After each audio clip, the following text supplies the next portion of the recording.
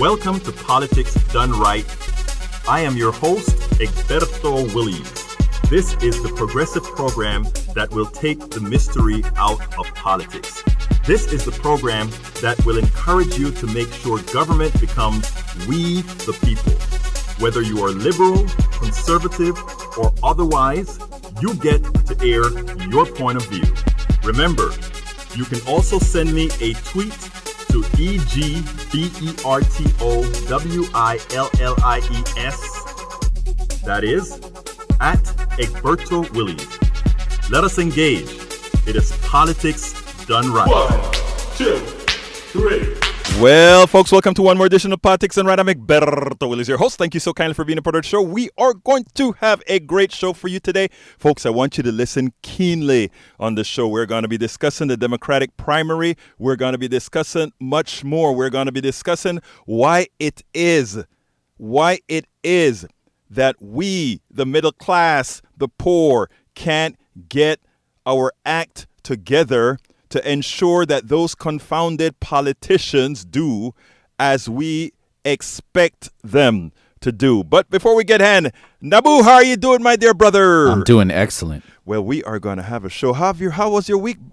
Dude, it was excellent, man. Did you have a good week? Everything working out the way you want it to work out? Are you demanding that everything works out the way you demand it to be? I mean, I saw some good music this weekend, some cumbia, actually. De veras, hombre. Yeah. Where did you, Colombian cumbia or? It was, I'm not too sure. There's a DJ named El Dusty that plays electronic cumbia. Oh, really? Yeah. Now, I would kind of like to see how that goes because you know what? That's my kind of music. That's my part of the world, man. I might have to play some on Generation. Oh, well, then on my way home, when I'm listening to the one and only Generation Radio, I'll be ready to go. There you go. There we go. But, folks, we are going to have a great show for you today. The title of the show today is, you know what the title is? Yes, We Can. Wow, what is that, 2008? Yeah. 2000? Right? Yeah, but you know what? For me, again, it is yes, we can. But, Carl Ariad, Elizabeth Warren is correct. Klobuchar and the centrist cabal hinders the party. I want to repeat that. Yes, we can. Elizabeth Warren is correct. Klobuchar and the centrist cabal, what do? They hinder the party. Folks, I want you to understand that distinctively. They hinder the party. We don't have the time right now. The middle class does not have the time or the wherewithal right now for any games. It is time for us to move forward. Okay, the subtitle is Elizabeth Warren is going bold as centrists like Klobuchar risk ensuring Americans see no reason to change to an economic path of timidity. Trump is at least given the semblance of fighting for the middle class and poor. We are not even doing that. We are not even doing, well, when I say we, I'm talking about those that consider themselves centrist, that every time some progressive thing comes out, we hear, that's not realistic. We can't do that. We can't do that. Anyhow, a few weeks ago, I had the honor of having Economist and Professor Dr. Richard Wolff on my show.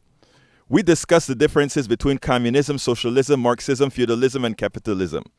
Ultimately, he validated something I've been stating for some time now. Capitalism is but a somewhat antiseptic and more palatable form of slavery, cloaked in a large dosage of an American democratic facade. This week, this was in clear view as Elizabeth Warren proposed a bold plan to rid most Americans of student loan. In effect, she intended to unshackle millions of Americans. But then a centrist came in and said freeing the slaves was not realistic. Freeing the slaves was not realistic. We will discuss who defines what is realistic, what is doable, and what we must do to force it. But Before I get to the program, I want to remind all our listeners that KPFT is a bastion of intelligent voices and programs. As a political activist myself, my favorites are Think Wing Radio with Mike Honig. At Mondays at 3 p.m. And of course, we have Open Journal with Dwayne Bradley and the crew. And that's Mondays at 6 p.m. And then there's Jazz Latino, Afro-Cuban Latin Jazz at its very best. With Juan Flores. Juan Flores, the one and only. One and only. And that is Tuesdays at 12 noon. And then there is Generation Radio by my man right here in the studio. A weekly program featuring an eclectic mix of Asian, underground, Bagra, Bollywood, funk, Hindi, Rai, where ancient sounds meet future beats. That's right. And when is that again? That's right after this show. Thursdays from 4 to 6. They get me. Tuesdays from 4 to 6. Sorry. I'm still on the You're old still on schedule, the old schedule. man. But you know what? They get me home and they do it right. That's right. They get me home and they do it right. Really but not really, a hip-hop and R&B parody show on Wednesday, when that is with Rosemont and Mr. Marcel. That's 10 p.m. And we have Border Radio, Best of Americana music featuring Susan Darrow. And that is 4 p.m. on Thursdays. Folks, check out our full schedule at kpft.org, where you can find programming from music to politics to medicine to the eclectic. KPFT is a listener-supported public community radio station. So please, please, please, please, please do remember that if you like what you hear, visit kpft.org and ensure we remain a strong, viable community radio station that provides news, programming, and information not influenced by whom? The corporatocracy. The corporatocracy, brothers and sisters. Let me tell you, this is some serious stuff. This is some serious stuff that we have to go through. So, where we go from here, without any further ado, do you know what time it is? It's time for the weekly blog post. Okay. There's a point here. I may get sort of racially graphic. I'm just warning you. And really, because I want people to get the gist of what I'm saying. I really want you to get the gist of what I'm saying. This is serious. And we have to stop playing games with the American people. When I go out there and I tell people, Trumpsters, the people who voted for Trump, the people who are into Trump, are my brothers and sisters too, and I hold no animosity towards them. I mean that. And I'm going to tell you what I mean by that later on, so don't crucify me until you hear what I'm saying. But anyhow, Democratic primary shows centrists still condone the new slavery. The Democratic primary is upon us. Unless more candidates start speaking about that which really affects Americans, citizens will re-elect Trump. After all, why change when we have an economy that we allowed people to believe is good? First of all, let me qualify this. This economy is terrible. This economy is not good. This economy is just a semblance of being good. It's a semblance of being good, but it's cloaked in a matter that we believe it because we can still pay the bills. Some of us can, but we'll go there later. The poor and the middle class are in an existential moment that needs education and leadership. Too many in the Democratic Party fail to see that. Americans are living through the new slavery. Unfortunately, we have been so indoctrinated that we cannot see the connections. The slavery of old was rough. The slavery of old was violent. The slavery of old was animalistic. The slavery of old was abhorrent. The slavery of old was bloody. Today's slavery, it is antiseptic. It has a semblance of class. But the ultimate power structure is the same.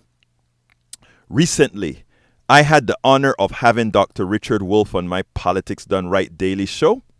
He confirmed one of the concepts that I've been trying to get across to most people, even those who think they are doing fairly well in our economic system. He validated in no uncertain terms, our system is not much different than feudalism and slavery. The difference is that human beings are no longer property.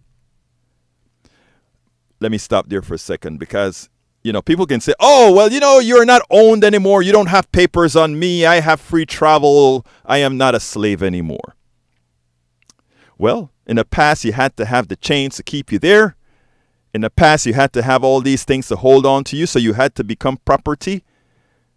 But now that we've learned how to chain one's mind, it's no longer necessary to have physical chains. A mind in chains is much more effective, much more antiseptic than having physical chains on your body. Always remember that. Always remember that. Executives and high-priced employees usually balk at my representation of our pseudo-slave-based economic system. After all, they are living a very privileged life. How could they possibly be slaves? In fact, they are but paid to be effective and reliable guardians of the gate of the masters. Let's get a little bit historical slavery of stuff of slave now, right? You know why why slavery could last? You know why apartheid could last? In as much as there was a 6-to-1 ratio in South Africa, it lasted. Because of human psychology, because of the fear of having less than what you have now. During the slavery days, you had the field nigger and you had the house nigger. I used it, yes, but I want you to get it and get it right. I'm sorry. No, I'm not sorry at all. I need you to get this right.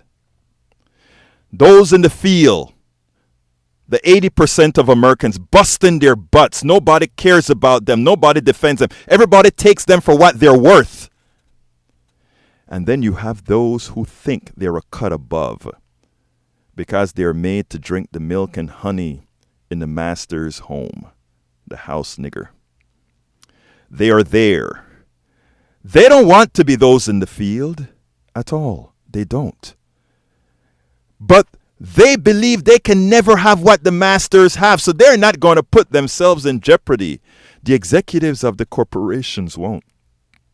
The high-paid employees won't. And by the way, folks, remember, we have a bifurcated economy. I'm not talking about the business owner. I believe in free enterprise, baby. I love free enterprise. Free enterprise is what we want, not a slave capitalist system, but free enterprise. Very different. The owner of the grocery store, the owner of that Taco Bell, or not, that's a corporation, the owner of your little stores around and your shops. That is great. That is free enterprise. The freedom to do things. Okay? So, folks, the reason we were able, or the reason the plutocracy is able to do what it does today is because they know the mentality that has been well programmed and well designed from the days of slavery. Yes, in those days it was black people. But now, it's perfected. The chains are no longer in your hands, and the house nigger is no longer there as is, but paid well. Remember that. Remember that. And this is very, very important. We have the perfect analogy now. The perfect analogy of what is occurring in our current economic system. The perfect analogy. Let's look at it this way now, folks. I went a few years ago, I wrote a blog. And I got in trouble with the black intelligentsia because there was an economist in England. He went on a show in England, and he said, whites are the new blacks now. And oh my God, I went ahead and reposted that, and I wrote an entire blog about it because I concurred with the Economist in England. I said the reason that we could have an economy that hurts a few and then hurts the very many is because we have people believing they are a cut above. But what happens? What happens when Americans start to realize the truth that they are no different than those people they thought at least we were not them? At least we were not them. What happens then? Right now, the plutocracy is still trying to get around that, right? There we have Trump. Trump is becoming Trump is xenophobic. Trump is racist. Trump is all these things because he knows if he can keep your eye against each other, that now, guess what? We can hold on to this plutocracy a bit longer. We can continue to hurt the entire country, the middle class, and keep the wealth for a few for a lot longer. So we do that. So my phrase that I use all the time, I love everybody, until we unite Appalachia, the ghettos, and the barrios, they win. My Trump brothers and sisters, I love you. Let's talk. Progressives that don't like to hang with those folks, love them. Talk.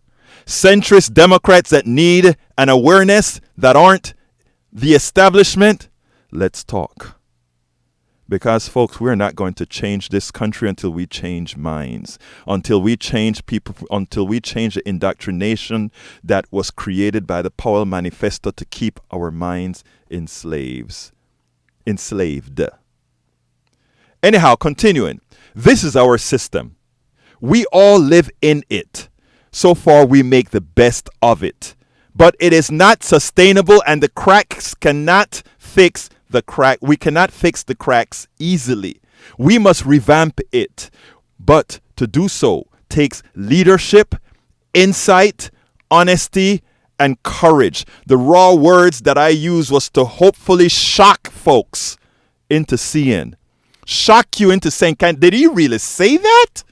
Does he really mean that? Yes, I do. Yes, I do. And I hope you absorb it and see where we're really at. And let me give a classic example now. A classic example of the enslavement of our minds. A classic example. We have spurts of that in the Democratic Party. Spurts of people now that are starting to come up with bold ideas. But if we are to show Americans that we are going to turn this juggernaut away from our antiseptic form of slavery, there is much to be done. There is much to be done. And let's talk about my this great woman that I think has a great idea. Elizabeth Warren launched one of the most substantive policy suggestions that is huge. She wants to remove the chains of slavery from students saddled with student debt. The debt makes them slaves to the bankers and prevents them from moving forward in life. It's doable. It's doable, of course. The centrist chimed in.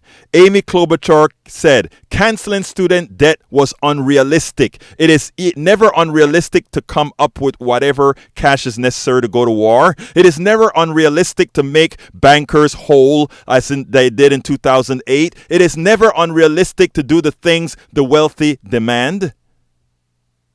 Ironically, that debt should not have been in the first place. Much of it has its genesis in the parade of tax cuts over the years that have made education very expensive for the students.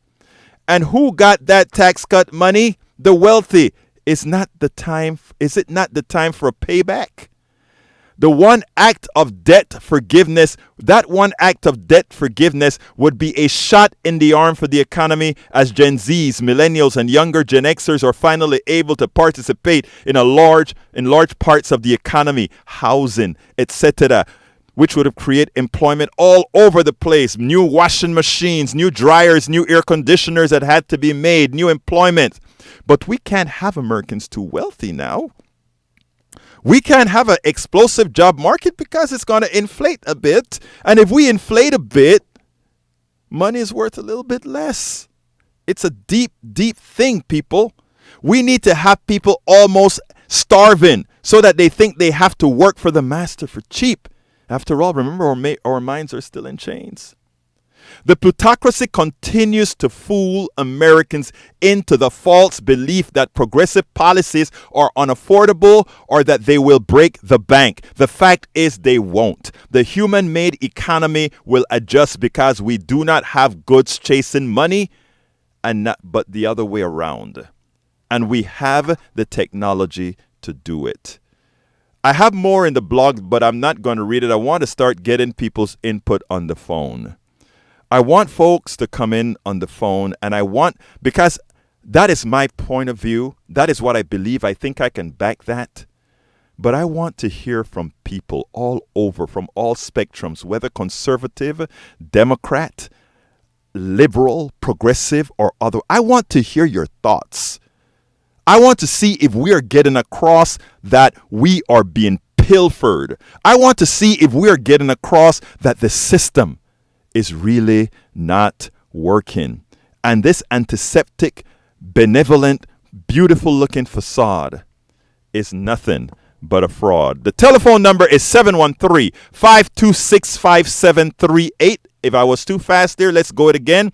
Please let these phones ring off the wall. 713-526-5738. I've got one call. Let's have 50 calls. Okay, let's go. Line number one. Let's go to Scott. Folks, we have a whole lot of lines empty, so please give us a call. Come on in, Scott. Hi, thank you. You have not convinced me that I am a slave or the people around me. Great.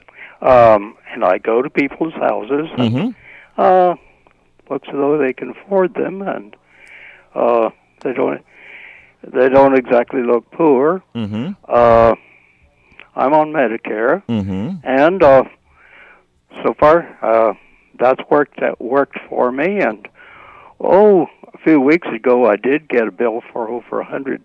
That it's a monthly item that's usually a little under 40, but I got another bill, and it was back to the usual amount, so it must have been the deductible.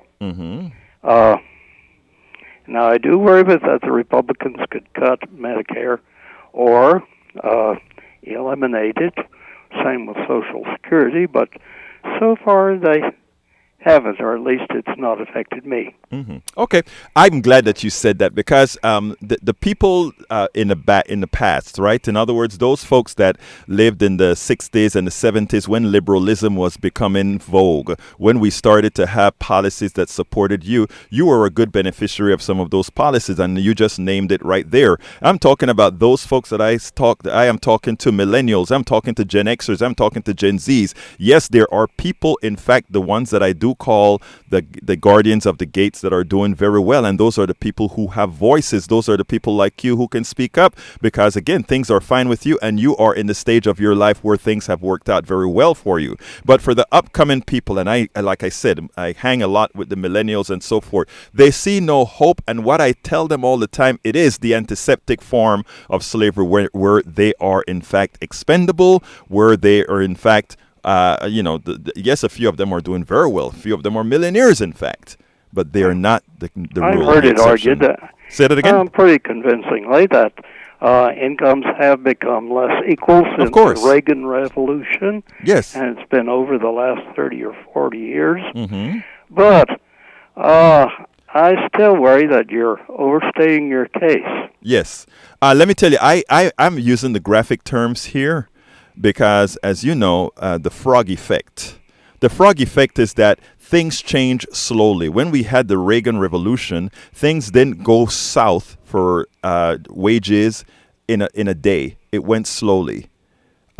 These things did not happen quickly. So in my parlance, my thing is like the sum total of all the deltas that have occurred is now drastic. The fact that 80% of Americans live paycheck to paycheck means that they have to take whatever they can from the corporatocracy, those people who would employ them. And that is, and if you have to abide by the rules of others irrespective, I don't know what other word to call it. I mean, like I said, it's now antiseptic and benign, but it is there. Well, actually, I don't know how many of the people around me live paycheck to paycheck. They may be able to hide it, but yes. Americans suffer in silence. Americans suffer very well in silence, and I can tell you that from experience. Even in the neighborhoods where I live and other places, it's amazing how we have learned how to suffer in silence. And one of the things that I want to do with programs like that I do is to say, no, we're all in the same boat, and we don't allow our brothers and sisters to suffer in silence, and we all fight for brothers and sisters. Anything else you want to add, Scott, before I go to the other calls? I really best trust what I see among the people around me. Now, I know that's kind of a limited thing, but I don't trust the media all that much. Amen. I hope you trust this media here at KPFT. Well, not absolutely. Well, I hope you trust politics done right. There are topics I don't think the KPFT really covers adequately. They could have a program about how Houston area members of Congress vote. Right. I haven't heard that. Well, that's not the subject, but guess what? I'm glad that you said that, Scott, because I'm going to ask you to do a favor, because I'm going to have to let you go. But you see those things that you think we're deficient at, please always remember to call up the front desk or write it, because put it this way, if it's something that affects me that I'm not doing as a host, I will add that to my repertoire. So I like the constructive criticism, my friend. You have a wonderful day, sir. Thank you. Bye-bye. Bye. Okay, Johnny, James, Ben, and Mo, I'm coming to you, but I'm first going to Desiree. Come on in, Desiree. Hi, my name is Desiree. Come on in, Desiree. Sorry about that. This is my second time tuning into your show, and I've really liked it so far. From what I've seen, truly real stuff. And I'm not going to take up too much of your time. I'm about to pick up my children, but I wanted to say this. I feel like everything that's going on as far as Trump, because I heard you mention Trump and a couple of other things, I feel like what's going on right now is that Trump is the big distraction. And I feel like we're in a world where people don't want to know or want to see the other side. Everybody just wants to be right. I feel like when people come in and get to talking about income, like myself, I am a mother of two sons. Both of my children have autism. You understand? Yes, ma'am. And I work. You understand? My mother and my father, both, and as black people, we do have that stigma that our parents, they're not in the home and this and that, and if they are, they have a lot of adversities, which we all do, if that makes sense. Yes. And I feel like a lot of people speak on things that they don't fully understand because they have not walked in that other person's shoes. Right. When Hurricane Harvey came, everybody was broke. You want to know why everybody was broke? Because when that happened, Mike Epps said it best. All the banks shut down. Everything shut down. Right. You know what I'm saying? Yes. So everybody got that opportunity to see what, for a little bit, even if it was for a little, you couldn't call the insurance. You couldn't do all of that right then. So for 1 minute, everybody got a chance to see what it was like to be on the other side. People who have never filed for assistance before had to go and file for that. I feel like this mess here with Trump is a big distraction, like I said. People do not want to understand or see the truth. I was watching something on Facebook about how they redlined a lot of things back during the Reagan administration to cut off certain things for black people to be funded. We don't have certain funding that other white or wealthier neighborhoods or whatnot. Does that make sense? Yes, you know what I mean? Yes. Let me tell you, first of all, and that absolutely makes sense. And, we've discussed that about redlining, etc. And what's happening is the red line is suddenly covering other areas now, and that is where you understand what I'm saying. It's covering Yes, and what absolutely. and what I'm trying to do. First of all, thank you for saying what you said about the distraction. We've been talking about Trump being a distraction for a very long time. All of it, even with these celebrities. Yes. If people would understand. Now, see, I am a spiritual person. Right. I believe that there is a creator. Right. You understand? I believe in all of it, and I feel like, how can we say that we believe in those things, and they're saying that they believe in those things too. You know what I mean? Desiree, And then, I get it. Let me tell you. First of all, you're absolutely right, and what I'm telling you is that is why I present the way I present. I hope people get it in the spirit that I am. And if you notice, I made that call to the Trump voter, because the Trump voter is not my enemy at all. I need the Trump voter. I need them to be on our team, because it's not look, black and white issues have been used to split so that a few can take advantage of. and if people understand that it's not about black and white. Exactly. It is about the 1% that is Thank- controlling all of this that's going Desiree, on. When they decide to shut this down, Right. be it martial law or whatever, we are all trapped. Exactly. We are all, just like we watched The Walking Dead. Desiree, I got to go. My lines are full. Okay. They're very full, Desiree. But I thank you so kindly for calling. Please keep listening. Please keep calling. And you get it. I got a bunch of calls. Thank you so kindly. Be blessed. Bye-bye. All right, bye-bye. All right, let's go to Johnny, line 2. Come on in, Johnny. Hey, what's up, Egberto? How are you today? I am doing fine, sir. I've noticed that I feel like all the callers are kind of pointing to this one simple fact, which is I think we're getting to that point where capitalism had its beginning. Yes. And I think we're kind of reaching that end of capitalism as a constructive force in our country. And I feel like capitalism and democracy are no longer compatible. And the question that I really have is, how do we move forward? Because the underlying theme that you've been kind of nailing so expertly, by the way, is that, yes, this has been happening to black people for a long time, but now it's starting to happen to white people. Right. And let me cut you. Universal theme of all this, like black people have been the canaries in the coal mine. Yes. But this kind of shared Victorian style government. Yes. Where we're going back to like the feudal ages. This is a feature of the new America.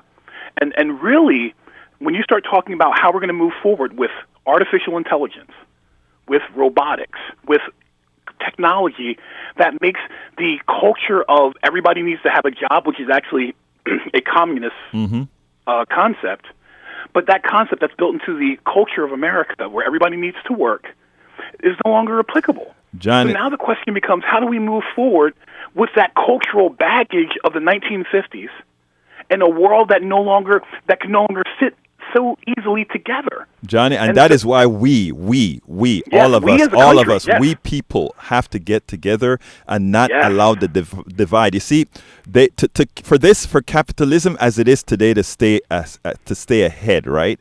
It needs to keep us divided. I am not going to allow that. Agreed. Personally, Agreed. I am going to be working with everybody. But let me ask you this question. Yes. It makes sense to me, in my mind. It would have to be some type of technological innovation that would allow us to kind of come together to move forward. So yes. I don't know if we have that available yet. Well, the interesting thing about it is people thought that would be social media until they realized how it could be so manipulated, right? So I mean, you're right about that, and I can tell you that there are decentralized Facebooks that are coming online. Decentralization, which really means it's random and it won't be able to have the kind of controls that you have right now. But even above and beyond that, I'm going to tell you the good old secret, the good old dirty flesh to flesh contact, where we suddenly have coffee with our neighbors and we are in a whole lot of our own communities. In other words, community among communities.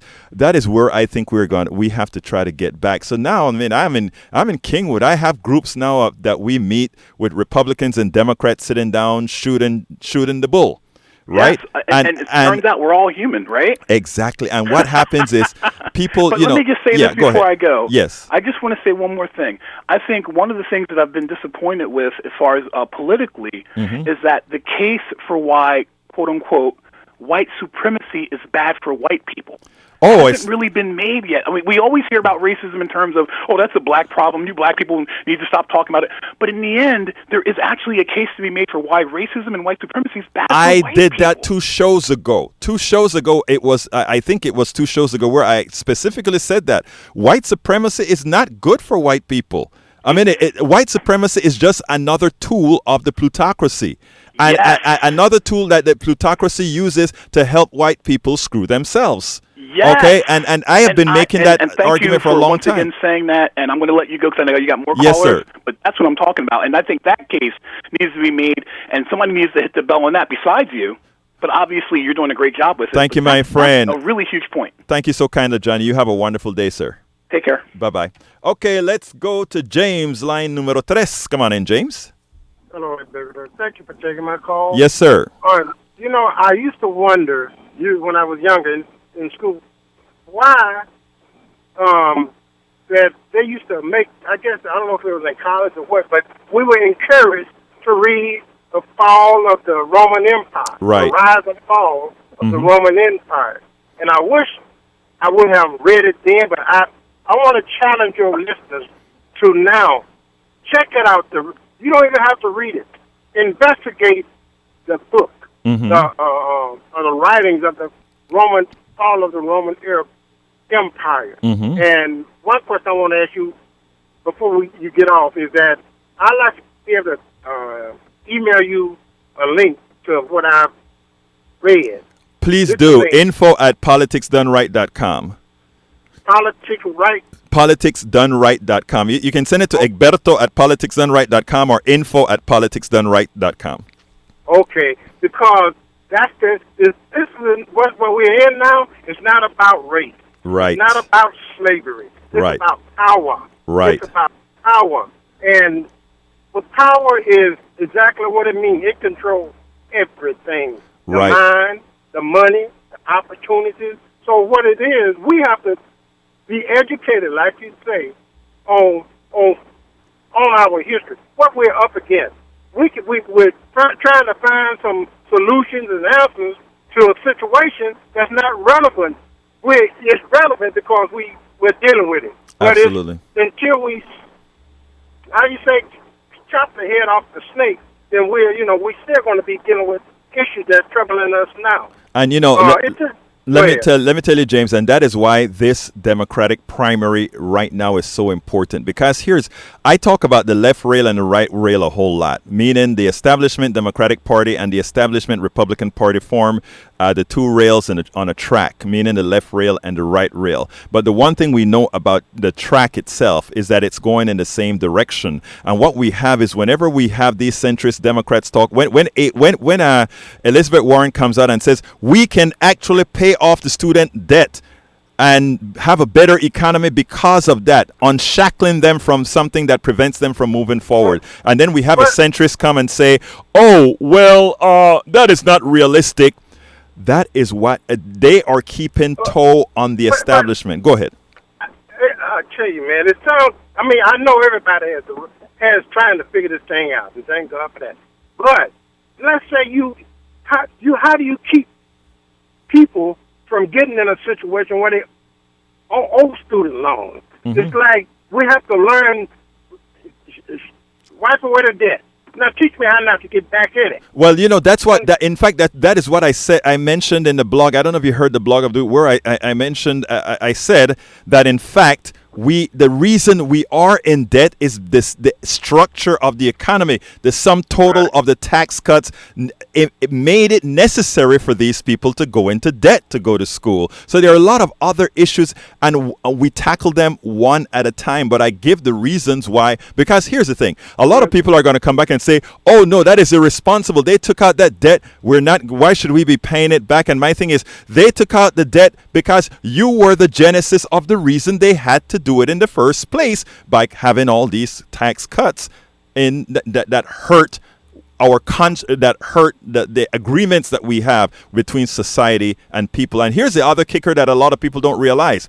Here we are asking the American citizenry to pay the corporation, the bankers, to borrow money to go to school they are investing something that the corporation maybe should have been doing. Because when I went to college, I became an engineer, right?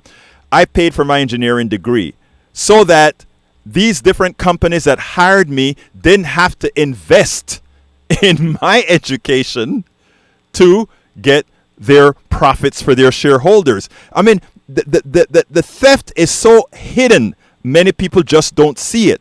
That we are asking society, that we are asking individuals to educate themselves so that they would be ready for corporations who need them ready so that they can make a profit for their shareholders. These guys are making money on both sides. It's just cloaked into sort of a secrecy in the way it's put out there. So, I mean, people just don't get it.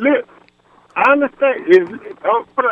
I got to go to another call, James. Okay, we're in a society where we encourage people to get jobs. Right. Well, that's the same as encouraging people to live on welfare. Both help. Job helps us get to another level.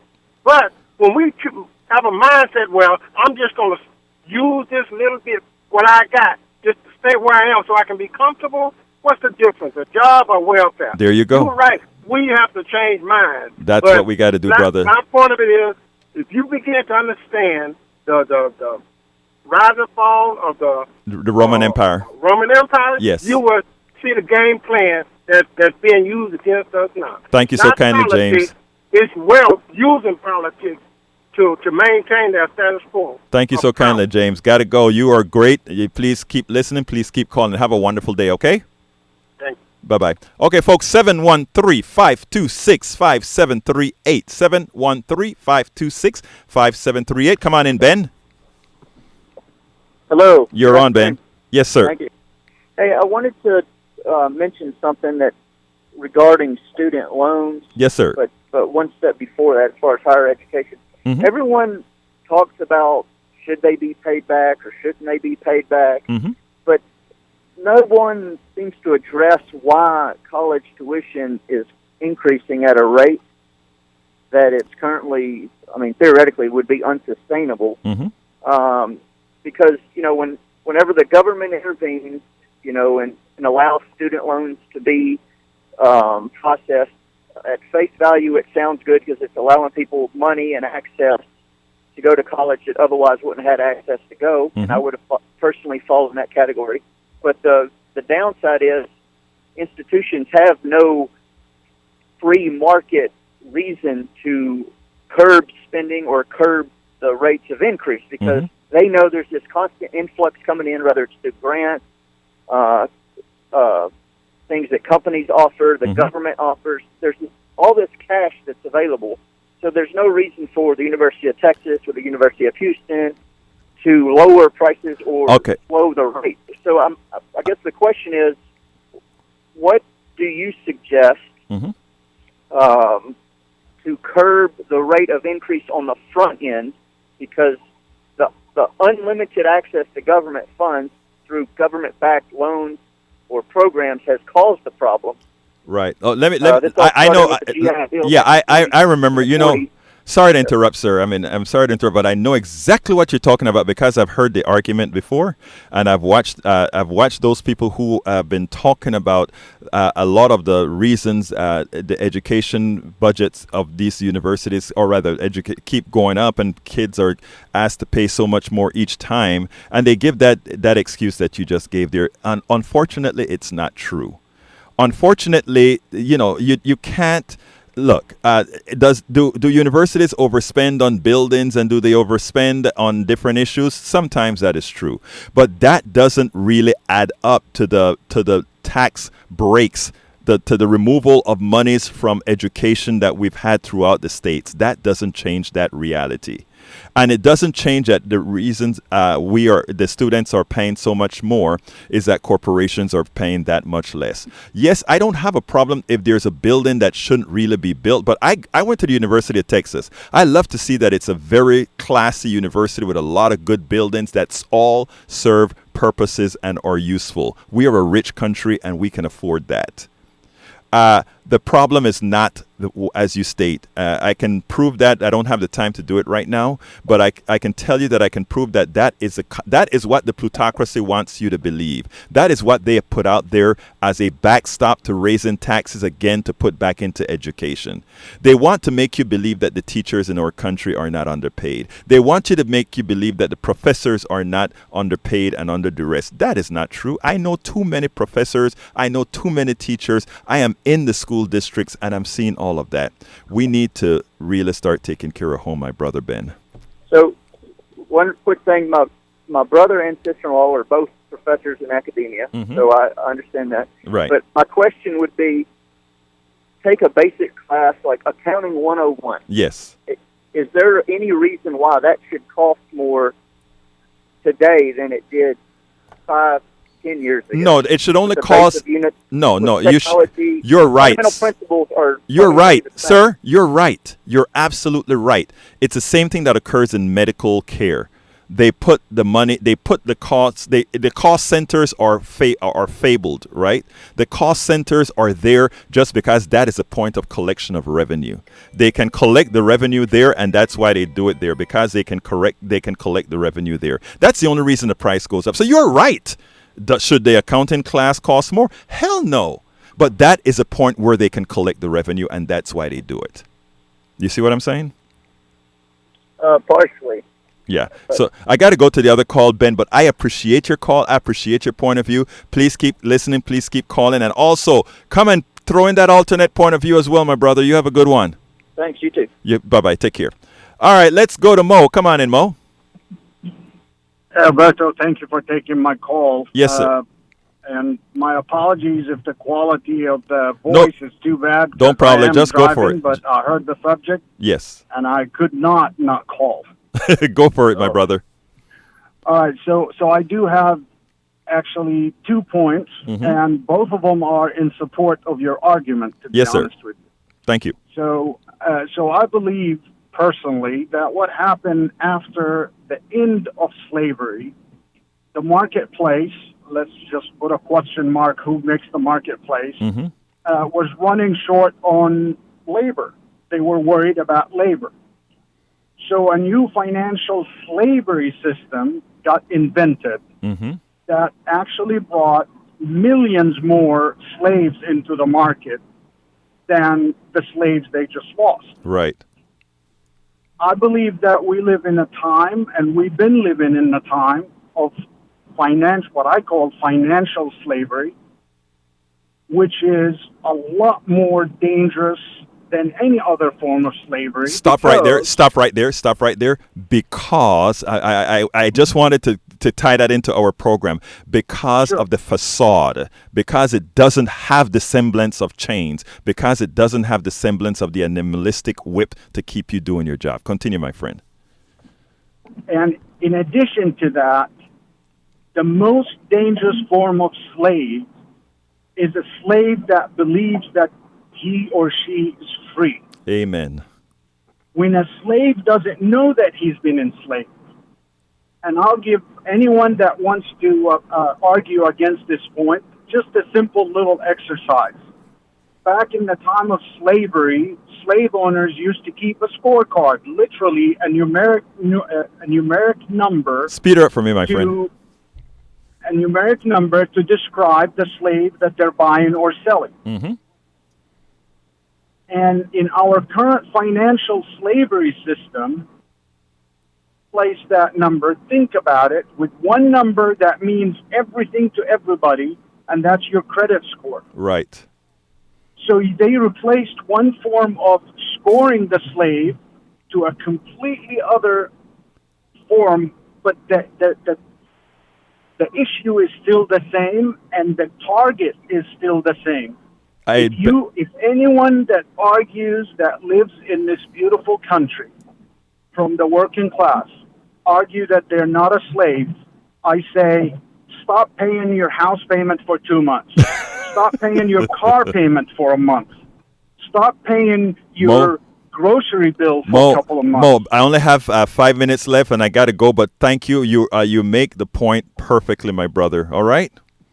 All right, I appreciate it. Thank you, sir. Bye-bye. Okay, Robert, line 2, come on in.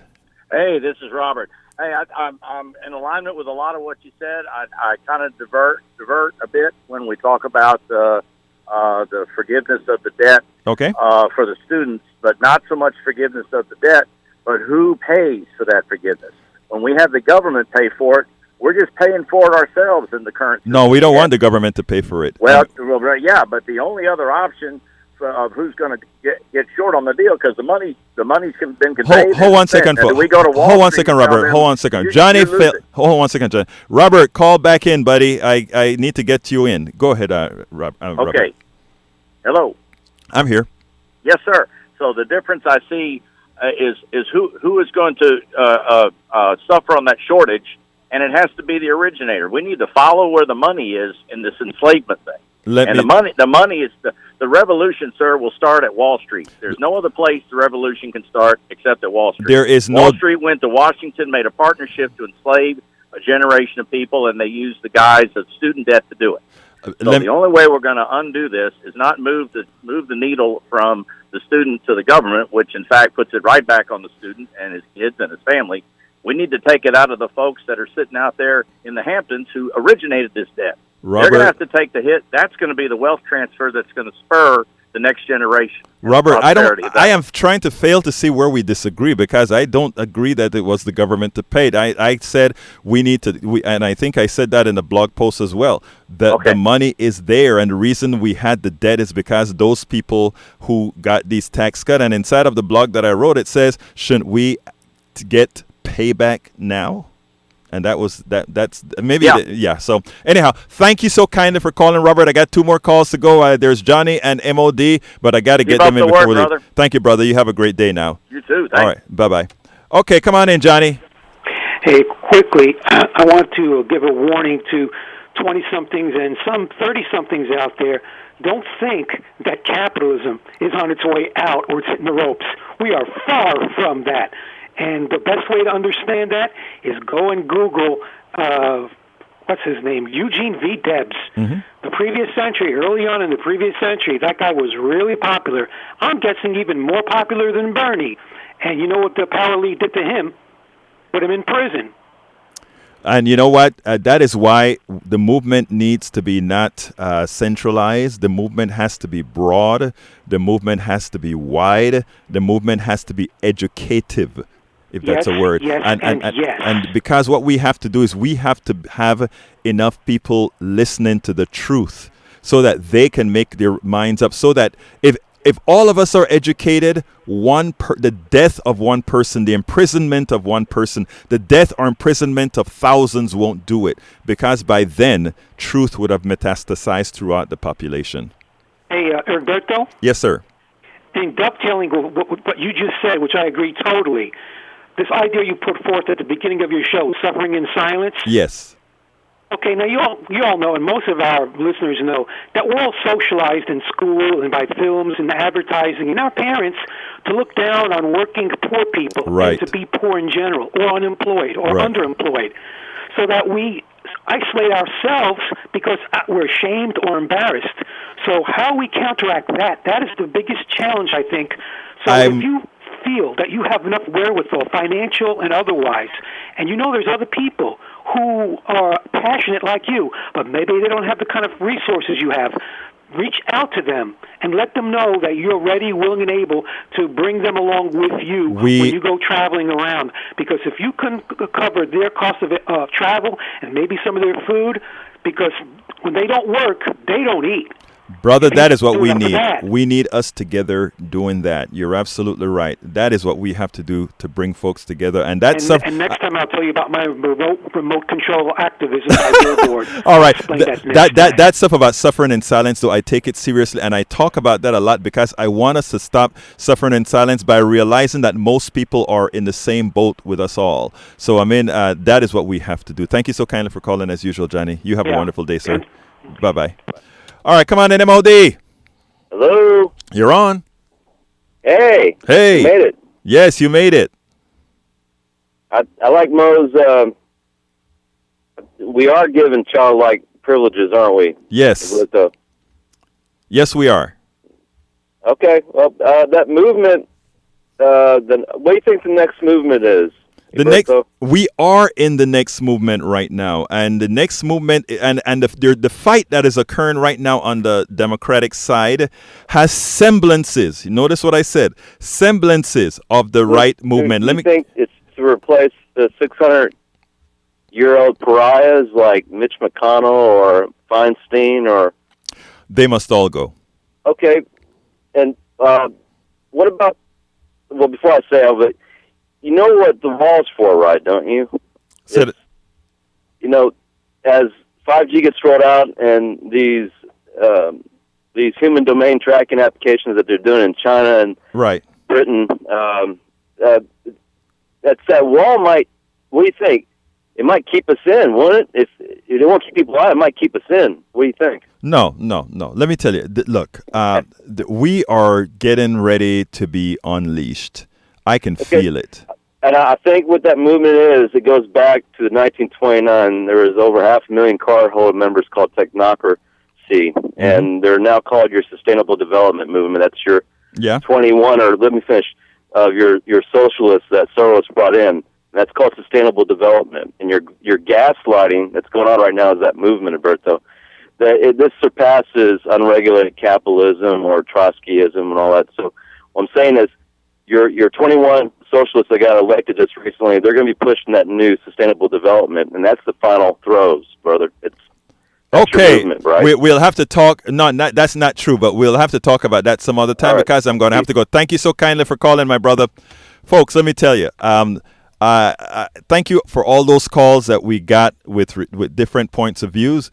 I really need us to start thinking outside of the box.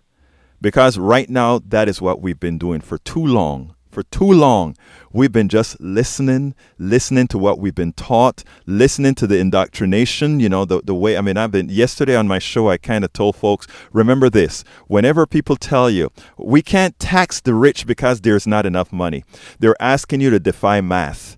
If 90% of the capital in this country is owned by the 10%, then you can definitely ask them to do not more, but mostly more, a whole lot more, because it means that's where it is. If most of the income is given to the top 10%, vast amount of incomes, not the regular rest of people, where do you think the taxes are going to come from? Are you asking it for more? And by the way, that's no gift they're giving you, because that is your excess labor. That's your labor that they have in their hands. My name is Egberto Willies. This is Politics Done Right, and you know how I end this, baby. I am out!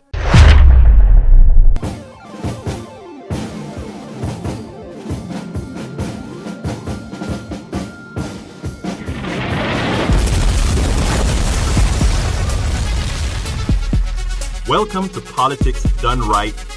I am your host, Egberto Willies. This is the progressive program that will take the mystery out of politics. This is the program that will encourage you to make sure government becomes we the people. Whether you are liberal, conservative, or otherwise, you get to air your point of view. Remember, you can also send me a tweet to EGBERTOWILLIES. That is at Egberto Willies. Let us engage. It is Politics Done Right. 1, 2, 3.